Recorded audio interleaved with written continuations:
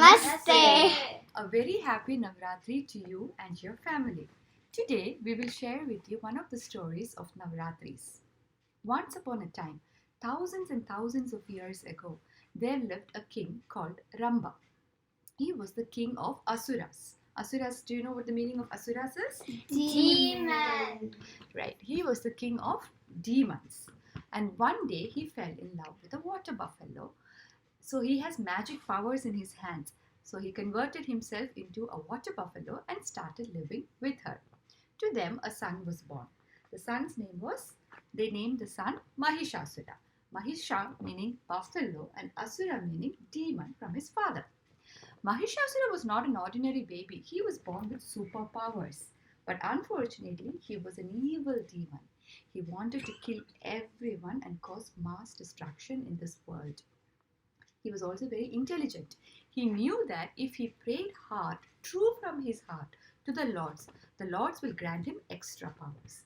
So he started doing tapasya or the penance. He stopped eating and he did long penance. He stood on one foot under a tree for years and years and he prayed very, very hard to Lord Brahma. After many years, Lord Brahma was pleased and decided to grant Mahishasura the boon. Lord Brahma appeared before Mahishasura, raised his hand in blessing and told, Mahishasura, I am very, very happy with you. I want to grant you a boon. Tell me, what is it that you need? Mahishasura has had a ready answer to Brahma's question. He said, I would like to be immortal. I want to continue living forever and ever without anybody in this world being able to kill me. Brahma smiled and said, all that is born must die. That is the law of the universe. I cannot grant you this boon. Mahishasura thought for a while and replied, O Lord, can you give me a boon that I cannot be killed by a man or a god? If I must die, let it be in the hands of a woman. Mahishasura was a gigantic, strong demon. He was confident that no woman would be able to kill him. Clearly, he underestimated the power of a woman. Brahma smiled and said, It shall be as you ask. He granted him the boon and went away. After Brahma departed, Mahishasura's arrogance knew no bounds. He gathered a huge army and started fighting the humans on the earth. One by one, he killed everybody on the earth and defeated humans. Next, he wanted to defeat the lords themselves. He gathered his huge army and went to Indraloka, the place where Lord Indra lives. Lord Indra is the king of gods. The capital city of Indraloka is called Amravati. Amravati is a beautiful place and that's where heaven is. So Lord Mahishasura attacked Amravati.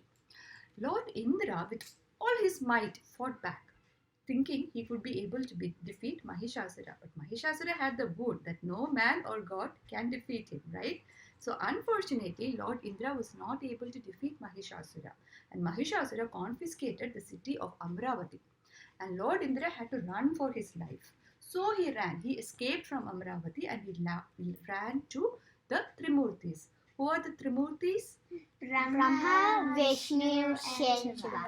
Correct. So Lord Brahma, Vishnu and Shiva.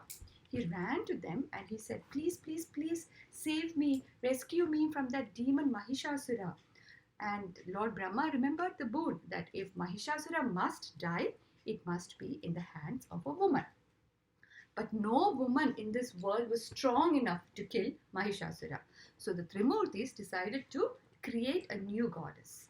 They closed their eyes and concentrated and focused their energy.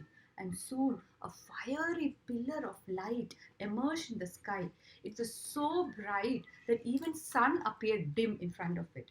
And gods couldn't even open their eyes to look at that energy. It was just mass of pure energy. And from that energy, Trimurtis created Goddess Durga. Shiva gave her a beautiful face. Vishnu gave her the arms, not two arms, just like one of us.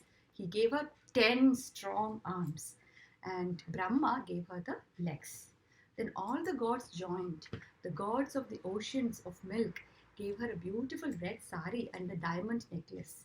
Vishwakarma, who is the architect of gods, actually made bracelets and earrings and other jewelry for her and presented it to her.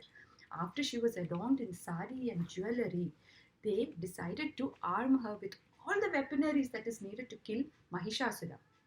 Lord Vishnu gave her the Sudarshana Chakra. Shiva gave her his Trishul. Brahma gave her the lotus and also the Kumandal of holy Ganga water with all the weaponaries and all the jewelry decked up in a beautiful red sari. Finally, the gods gave her a lion. She sat on the lion and with the blessings of the lords set forth to kill Mahishasura. And she reached the borders of Amravati. And as she reached Amravati, she let out a loud roar. It was so loud that the mountains of the world shook and there were deep waves in the ocean because of the roar. Mahishasura got the news that a woman is there ready to kill him. He just laughed and he said, "Ha ha ha, silly woman. She doesn't need my attention and my time. No woman can defeat me. I am strong. I am powerful, right? I will just send a few of my army to deal with this lady." So like that, saying like that, a few of his army went to goddess to fight the goddess Durga. Durga from her breath created a large army of soldiers capable of fighting these asuras. So that fighting ensued and one by one, every single demon who was sent to kill the Durga Ma was slain. And finally, Mahishasura had no choice but to come himself and fight the goddess. So that's how Mahishasura came into the battlefield and started fighting the goddess.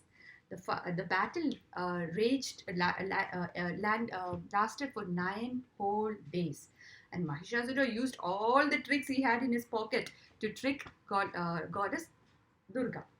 He became a lion, he became an elephant, but no matter what form of life he took, goddess Durga always managed to create severe injuries in his body.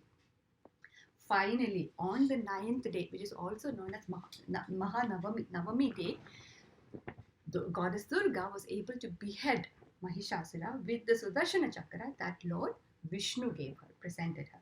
And like that, Mahishasura was dead and the battle was won by goddess Durga. And Lord Indra and the other gods could actually come peacefully and start living in Amravati all over again, and peace was restored in this world. So this is one of the stories we celebrate for Navaratri. Since then, Navaratri, on all the 9 days, we worship goddess Durga. And on the 9th day, which is the Mahanavami day, goddess Durga is actually worshipped as Mahishasura Mardhini, which means the slayer of the demon Mahishasura. So that is the story behind Navaratri.